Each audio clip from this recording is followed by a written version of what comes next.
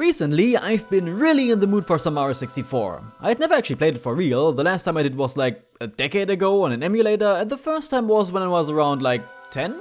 But each time I only played around like 2 or 3 stages and then called it quits.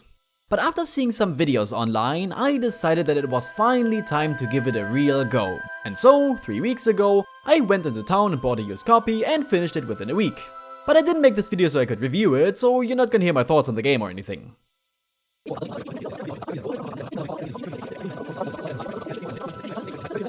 No, the reason why I decided to make this video is a different one. If you're watching this video, you most definitely heard the term every copy of Mario 64 is personalized, as well as all the pieces of media that stem from it. Essentially, there's a sort of creepypasta that suggests that every copy of Mario 64 is exactly tailored to each player's personality due to an experimental AI. That is why some people claim they remember certain things about the game that never actually happened, because only they experienced them. There's more to this, such as a sinister conspiracy, a warrior apparition, and much more. But I'm not gonna go into depth with this, as there are videos out there that do a much better job at it. And as I was watching all these fake videos depicting creepy beta content or crazy fan theories, I remember why I never really liked the game as a child. Because I thought it was really freaking creepy.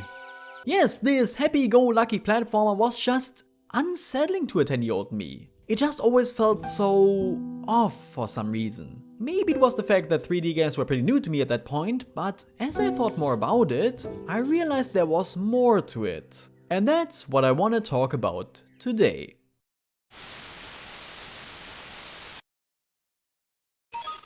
It's me, Mario! I'm going to start with what I vividly remembered the most from my childhood. The textures. They don't look realistic per se, but also not very cartoony either. They're too detailed for that. Combined with the N64's texture blur, it made them look a bit eerie. It's like I didn't exactly know what I was looking at. Just look at the quicksand or the walls in the basement. It just looks off. And this also extends to the paintings. The barely discernible early 3D models combined with the low blurry resolutions makes the mind go crazy. The painting of Lethal Lava Land disturbed me back then and still does to this day. Doesn't help that that particular flame creature never actually appears anywhere in the game. It's like it's still out there, waiting for me.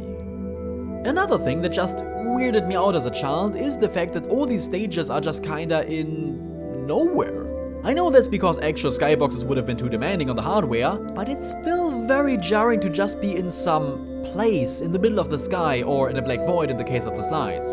It all fits with the idea that Bowser created the worlds in the paintings and they're really just what you can see in the painting itself. It still makes me wonder, where are we? Why is there a forest around Big Boo's haunt? Where exactly are the Bowser stages? What's on those islands in the distance? The idea of never being able to get there intrigues and disturbs me. I actually made a video about that if you're interested. Now, you've heard me mention skyboxes, and I know exactly what you're thinking about. Don't worry, we'll get to that one. I have a lot to say about it. But first, something else.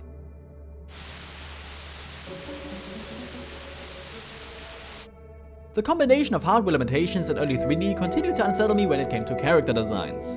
The majority of them are fine, very cute in fact, but some are just ugh. One I distinctly remembered from my childhood was the Womp. Now, let's analyze this design. You have a giant slab of brick with a giant mouth of crooked teeth, giant frowning eyebrows and black eye sockets with bright red pupils. Everything about this thing screams, I want to crush and then eat you. That was horrifying to child me. But what makes this even worse is that when you turn them around, you can see that they have a giant crack on their backs with only a band-aid covering it. And you have to stomp on that to defeat them. How disturbing is that? Imagine you have a gaping wound on your back and then someone comes across and just stomped on it. I always felt really uneasy when I did that as a child. It made me feel itchy. I don't care that the Womp King says it feels good. It's wrong. Now, what makes this interesting is that the beta version of the Womp didn't look so bad. I mean, they did, but it seemed that they made the conscious decision to turn them from creepy all the way up to nightmare fuel. And the trend of black eyes with red pupils continues with the Pokies. They just look dead to me. like they're just empty husks. Though beta pokies are also a bit unsettling. That smile seems too fake. Oh, and on the topic of desert enemies, can anyone answer me why there are moving, crushing metal blocks with faces painted on them? Are they living? Are they robots? And why does everything in this game try to crush you?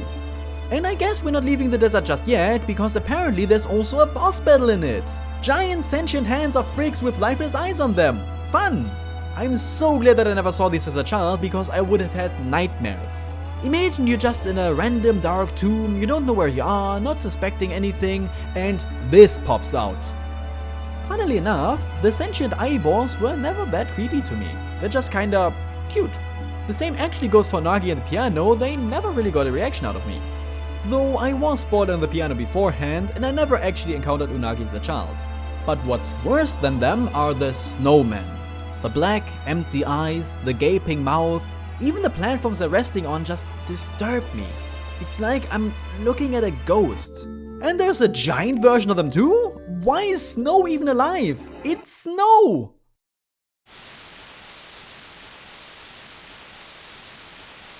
Now, let's talk about some pretty weird mechanics in the game. A classic is the endless staircase. I know that they just teleport you back to the bottom, but it still feels like actual magic to me, something I just can't explain. The weird perspective change with the paintings of Tiny Huge Island also messes with me to this day. Like with the stairs, I know how it works, but it's still like black magic, like I am physically shrinking and growing. The paintings in general are also a bit weird, aren't they? I mean, the way that they wobble and teleport you to fantastical places, it always freaked me out a little. It's even worse when it's not even a painting, but just a basement wall or a pool of what I always thought was Quicksilver or just blue. And even though the game is so funny, it also likes to kind of jump scare you a little sometimes.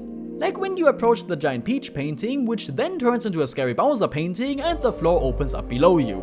Or when you turn around that corner in the basement that you've turned around a million times before, but then there's an actual ghost there. That unironically still kinda scares me to this day. I know it's there, but it still catches me off guard.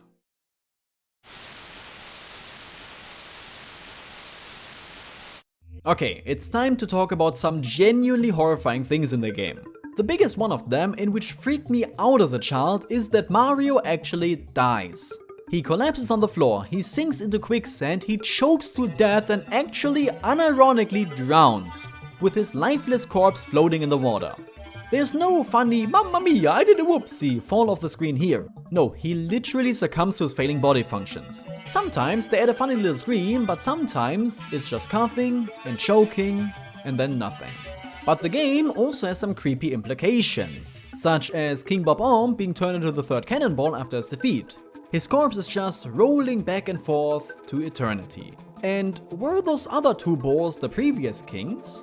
And what about the fact that Mario commits animal abuse? According to Mips and Ukiki, he chokes them when he's holding them. I know it's difficult to chase them, but jeez, Mario. And even if that's up for debate, he ground pounds Dory to make him lower his head, which makes him moan in pain. I felt so goddamn bad doing that. There was this whole debate about whether or not Mario punches Yoshi to make him stick out his tongue, but yeah, he totally does, let's be real here. Furthermore, have you ever really thought about the boos? I mean, they're ghosts. They have a whole haunted mansion with actual coffins in one of the rooms, and they're talking about how ghosts can't die. Not faint, not knocked out, but literally die. Death is real in the Mario 64 universe. Does that mean Mario is actually murdering all these Goombas and Koopas? And what happens when he dies, which he's shown to actually do? Where does Mario go? Is there heaven and hell? Now something less immediately disturbing, but more questionable. Toad states that Bowser created the worlds in the paintings with the help of the Power Stars. Not only does it imply that he created life, but also brings up the question, did he create anything else? Like the giant seas, or these clouds, or the Where does the magic end? Is it only what we can see? Does it go further than that? And does Bowser even know? Also, there's a sunken ship in Dire Dire Docks with buried treasure inside. Who did it belong to? Why did it sink? When did it sink? Are the owners dead? Because that's what usually happens when ships sink. Did the eel do it? Did the eel eat them? I don't think I want to think about this anymore, so let's move on.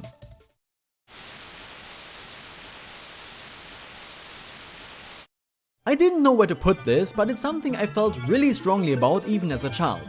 It's probably one of the reasons why I felt so uneasy playing the game, and at the same time why I prefer it over games like Sunshine or Odyssey these days. And that is that the entire game feels empty. Sure, there's some transparent toads in there, and by the way, why are they transparent? And also some boos, but that's it. The entire castle is abandoned for the most part, and even some of the levels feel lonelier than regular Mario levels, mostly due to fewer enemies.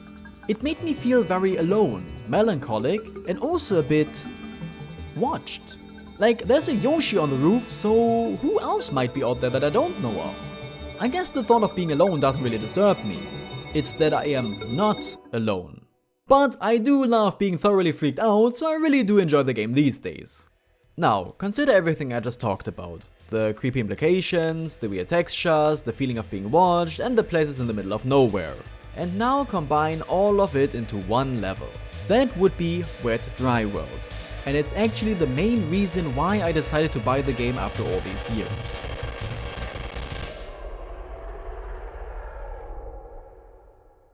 You definitely heard that a lot of people consider that level in particular to have a negative aura to it. I thought it was a completely laughable concept at first, but after playing it, yeah, no, they're all completely right. And now, we're delving into some actually disturbing territory. Because I never actually knew that map existed until I heard about it online. Okay, granted, I never played that much of the game before, and I didn't know many other stages existed either. But even when I watched reviews of the game, I never really paid attention to it. It just flew by me. And then people were talking about how the skybox looked so creepy, and I stopped dead in my tracks and went, wait, what skybox? What level are you even talking about? And even after I looked at some screenshots, I was just so confused. Did this really slip by me? And then I also took a good look at the skybox, and I couldn't stop looking. Because quite frankly, it's one of the creepiest things I've ever seen. You have these hundreds of abandoned looking buildings that exist in real life, mind you, with pitch black windows all underwater. Who lives there? Does anyone live there? Who built them? Did Bowser do it? Can I go there? Why do none of those buildings look like the ones from the secret town in the level? Wait, secret town? Yeah, I didn't know about that one either. There's just a small town in the level, with grass and trees and everything.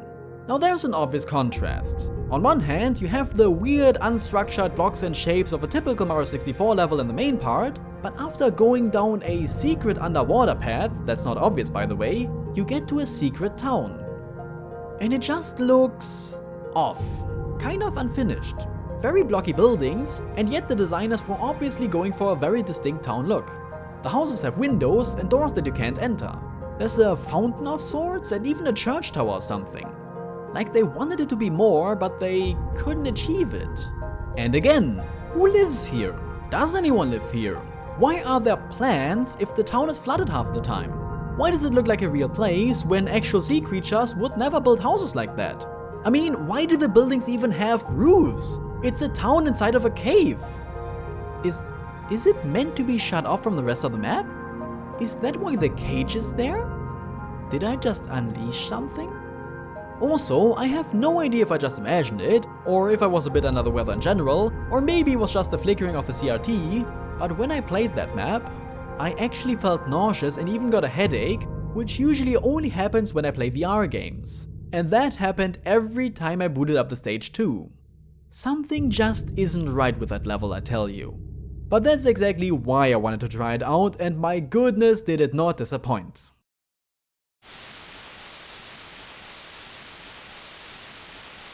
Now, at this point, the script was already written and I was gonna record it in a couple of days.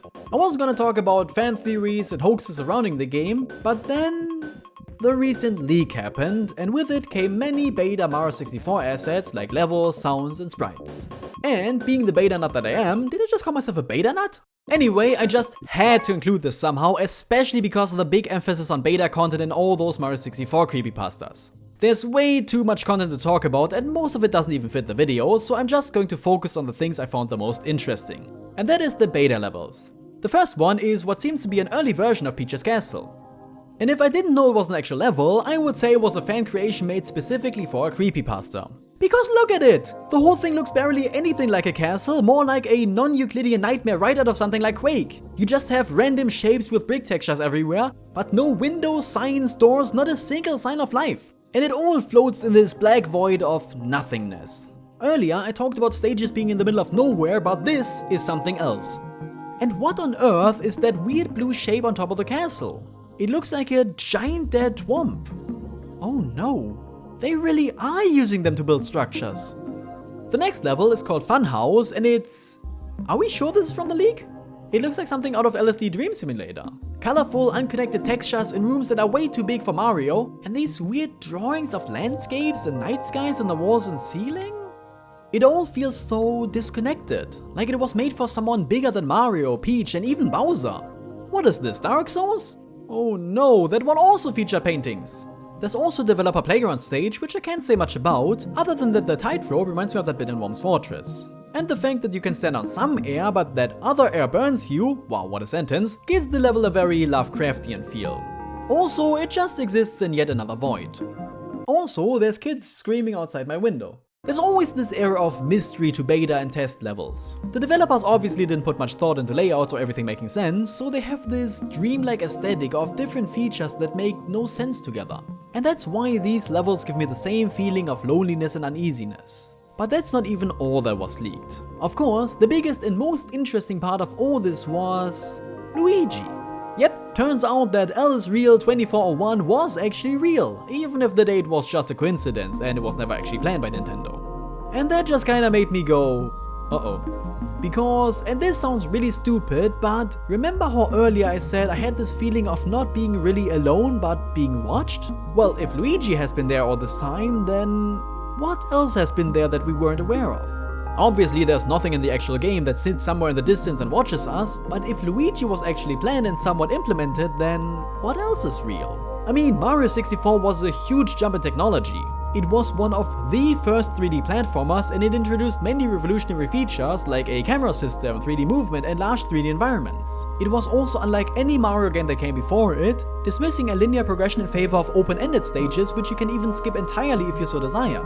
Not to mention that it came out on a brand new console whose big gimmick was 3D, which was very novel and exciting at the time and not many people were used to it. We know that they wanted to include Yoshi as a rideable character, and apparently Luigi was also planned, so it doesn't seem too unlikely that they also wanted to try their hands on something like an AI, even if it was super primitive and just randomized certain enemy patterns. So the question is, what things haven't been leaked yet? And which of the fan theories / hoaxes might be true after all? Maybe even the warrior apparition isn't too out of the ordinary either. I mean, sure, it wouldn't have to have actually been scary or sinister, but maybe there would have been a good reason why they took it out.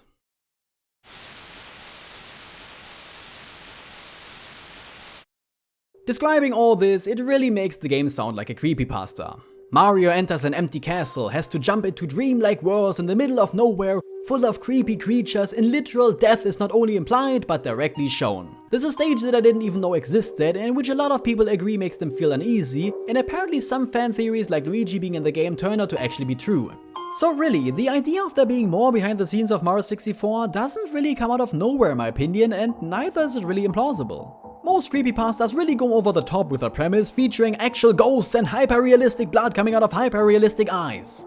Some of the better ones, like Ben Drowned, are a bit more believable because they use the game's creepy atmosphere and clever video game tricks to tell their story, but even then it still includes the supernatural and is obviously fake. But Mario 64 having creepy cut content or an AI that dictates how the game is played? That feels grounded and even believable to a point.